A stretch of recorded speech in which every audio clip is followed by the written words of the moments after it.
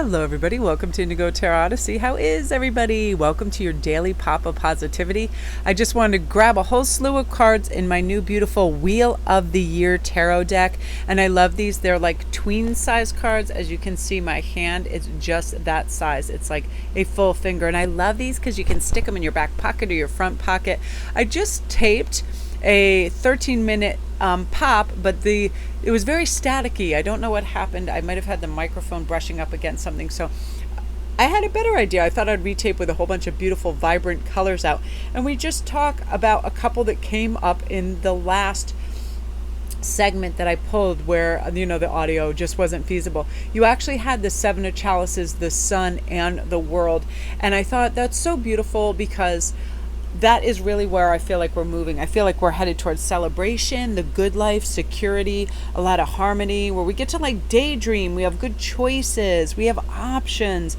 And again, we're pulling from this inner strength and power to say, I don't want to feel oppressed anymore. Forget about burdens, hard work, heaviness, responsibilities. It's summertime. We only experience what we allow to sort of be pulled into our world, right? So why would we pull in excess burden, excess drama, excess problems? We're not going to do this. With the Seven of Chalices, our new choices are going to be, hey, I want to daydream. I want to have my vision of what I want. I'm no longer going to be imprisoned by these restrictions. This is time for new ideas, fairness, intelligence, logic, integrity, not allowing other people to infringe on our time, being very masterful with our own resources, time and intelligence, where we're just saying no when we need to say no, right? And it's going to benefit us. And I love going up to the Ace of Pentacles because I feel like this is also a time where you guys are really getting ready to have some wealth just pop in. We're ready for this. We're ready for new beginnings and opportunities, but definitely growth and expansion in a lot of things where we feel like we have order and stability. No more conflict and disagreements because we're realizing it takes two people to engage in that. And it could be anybody doing anything, giving us a side eye, trying to criticize us, judge us, something of that nature. We're just going, you know what? I just don't want that in my bandwidth. I don't want that in my life arena. If you want to project some negative energy, take it elsewhere. I'm going to have a lot of charity, giving, philanthropic energy where I just want to give. That means I'm not ready to receive anything negative. Thank you. Door closed. See you later. And it can be with anything in the form of a mother, a family member, or somebody. But no more pessimism. You're just ready for all this beautiful optimism coming in. I feel like also a lot of inner wisdom is going to reside, which says, let me take a step back and clarify on what's happening. I don't need to rush in and give anybody an answer. I want to, with this inner power, we have compassion for ourselves. So we allow for us to have a lot of space within our day, so we're not so rushed and harried. And this was something I was talking about in the other video that made me laugh so hard, because yesterday I was in such a harried state to get Hagen to his practice, and I had other things I had to do, and I just realized I was starving, and because I had a lot of phone calls in the morning, and I just was like pushing through. And then I was like, well, is there any food in your duffel bag? And we were driving, and he goes, no, but there is a Pop-Tart on the floor. And I was like, what does that mean? There's like a loose Pop-Tart like on the car of on the floor of the car? I'm not eating that. He goes, no, it's still in the foil, but it's just on the floor. I'm like, and I was like, hey, I'm not that picky. If it's still in its package, I'm going to eat the floor Pop-Tart. And I'm like, this is some fine dining. I've established a new vehicle low that I'm eating. And the funny thing was, that was even worse, was later when I got to the park, my plan was I'm going to drop him off, get out at the park. Before I do a phone call, I'm going to do a few laps.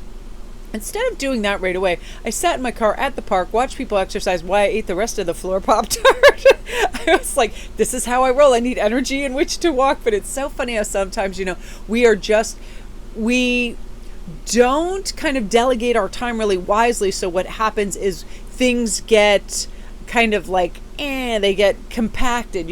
We still need to eat, we still need to hydrate, we still want to exercise. So we just sort of overlap these things. And I have made a concerted effort, and I said, I am not going to do this once. Now this is the last day of Hagen's game, and I am no longer going to race out, because again, I had to do that a little bit this morning. Woke up, no kidding, and the first thing I noticed, all the cats were looking at me very weirdly.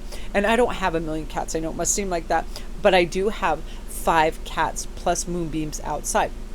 When Jonah came back home to live, she brought her 2 cats, and that then added 5 cats. in total. So they're all looking at me and they're also acting erratic. I look in the dishes, no food. And I remember, oh my gosh, that was the last bag. And we buy Costco motherload farmyard 25-pound bags. And I mean, I'm always feeding the birds this food. I almost said the ostriches.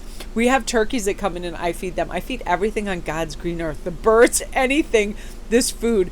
And so we used it all up and I was like, oh my gosh. So I did have to, before shower and everything, get in my car and go to the store and buy them some food, because that makes me so sad when I see these hungry little faces just looking at me. And I was like, oh my God. So I buzz out, I get that. And then when I got home, I made a solemn vow to myself.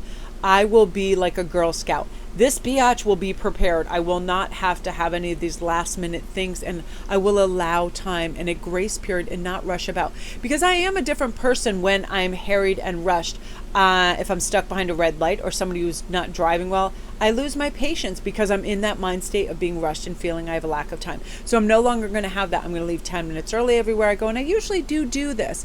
And I'm going to, make sure I have plenty of time. And then I have cushion. And that's what I feel like the summer's going to be about. And we're going to leave ourselves a lot of breadth and width. So when new ideas and fun ideas come in creatively, we can stop and write them down. We can hold space and a place for them and realize we're not in a rush. Like last night, I had the best time. I just pulled out all my stones and I was looking at them and I was watching TV. I was watching a show and Hig and I were laughing, watching SparKrist, and I thought, I really want to create something that uses stones that are really helpful. And smoky quartz really eradicates and deflects any negative energy. And I made these great stretch bracelets. I love them because you can pull them on and mix and match, and it's really comfortable and fits every size. And I thought, I love this, that I sat down and I just pulled everything in front of me and was able to view it and relax and look at it. That's kind of all of this energy swirling in front of us with these cards, this Ace of Wands, like what is going to inspire me, colors, sizes, all of this, and then really be able to delve in and take my time. No more hasty speed, aggression, or pushing forward. It's all about relaxation and formulating a plan and being restful and feeling good.